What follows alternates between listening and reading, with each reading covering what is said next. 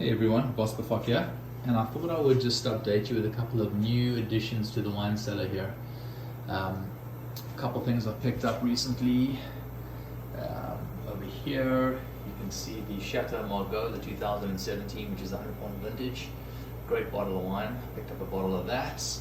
I picked up a bottle of 2003 Chateau Latour, also a 100 point wine.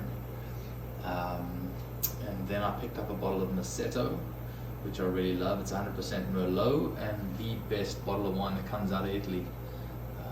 Absolutely phenomenal, outstanding wine. And it is the, if you guys know anything about it, it's made by the guys that make Ornellaia. And it's just an absolutely beautiful wine. It's their flagship wine, although Ornellaia, obviously, their Ornellaia, the namesake wine, is a brilliant wine too, which I've showed you I have a fair bit of. It's my one of my favorite Italian wines. Where is it over there? You can see I'm building a bit of a vertical of Ornellaia over there. Then just getting back to it over here, I bought a bottle of 2013 Pingus. I have some of the Florida Pingus, which I've shown you before. And then I picked up a couple of bottles of the 2014 Penfold Grange. 2014 was a really good year. I've tasted the 2014, nowhere close to being drunk yet, but just absolutely delicious. I was then also lucky enough to get my little paws on two bottles of what is probably my favorite, well, top 5 favorites anyway, Scarecrow from Napa Valley. Absolutely incredible wine. I've got the 2014 and the 2017, another couple of Rockstar vintages.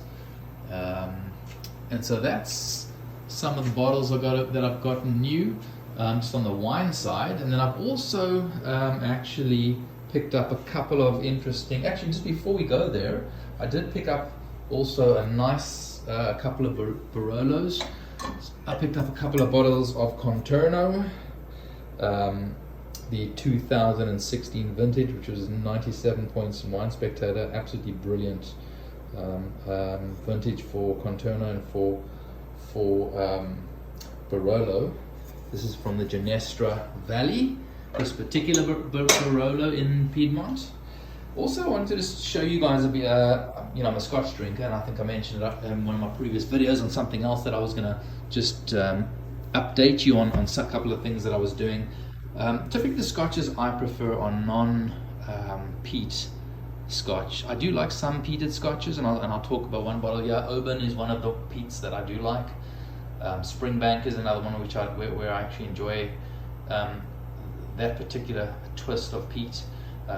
Johnny Walker Blue Label, which I have upstairs, and also some of the Highland Parks. But when the peat gets really salty and really medicinal, so wines like Lafrogue and Lagavulin, those typically are where I don't enjoy peat. So the non-peated wines is what I really like. So I picked up a couple of my favorites here actually. I may just need to rest the phone down while I open this.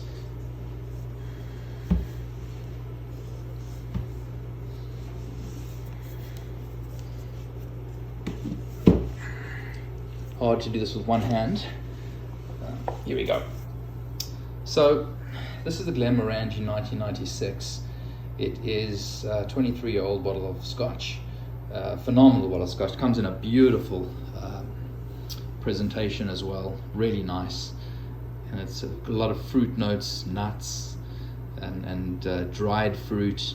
Just absolutely beautiful. I like my Scotches from between 40 and 46%. 43% is a sweet spot for me. I typically don't like Scotches. Some of the Scotches, few of them go up into the 50s. I find that at that point the alcohol just becomes a little too overpowering for me. But this particular Glenmorangie, which is I think a 40% alcohol, is absolutely gorgeous. I've had it before, and I've just bought another bottle of it. A couple other things that I've purchased here: the XOP Douglas Lang, and this particular bottle was made in Macallan distillery. 25-year-old, and absolutely another beautiful Scotch. One I really enjoy. And so this one again made in the Macallan distillery, and just an absolutely beautiful bottle of Scotch. Again with a fruit, dried fruit, plum cake, Christmas fruit cake, but sort of a couple of tarry notes, bit of cedar flavors, lots of cashew and almond, just beautiful. And then moving over to the bottle of Oban that I purchased as well. It's a 21-year-old Oban. This one opens like this. This one, of course, being West Highland, so close to Islay, has some peat in it, but just the right balance of peat that I prefer. Now, the one thing about the Scotch you'll see here is it's at 57%, actually 58% alcohol, so it's much higher than what I typically like. This one over here too is actually at 52%. So both of these, while a little higher than I like, these happen to actually integrate quite nicely into this particular Scotch. So I don't mind it in these Scotches. This is a really great Scotch, and so looking forward to opening this bottle and probably having some of those cigars which I showed you in my previous cigar update. And then piece de resistance in terms of what I've recently purchased. For the run around here with the camera, guys. The Macallan Reflection. So this is from I think it's the 1824 series, where every year they bring out one or two of these single malts, which come from a number of barrels, some of them going back as early as the 70s. This particular bottle cost me about $2,000. And let's just go ahead and open it for you so you can see what we're talking about. Opens up in this beautiful case. And here's the bottle itself. So here's the bottle. And I'll show it to you here. Absolutely gorgeous. I haven't had this one, but I had the previous one, which I think was called the number 6, which was wonderful. And so this whole series, the 1924 series, is a wonderful Scotch, 43% alcohol, and again lots of fruit, but more sort of the rich baked fruit flavors which I like in Scotch, cashew, almonds, various other roasted nuts, just beautifully integrated with the oak, the alcohol, and the sugars. So anyhow, I will when I open these bottles, I will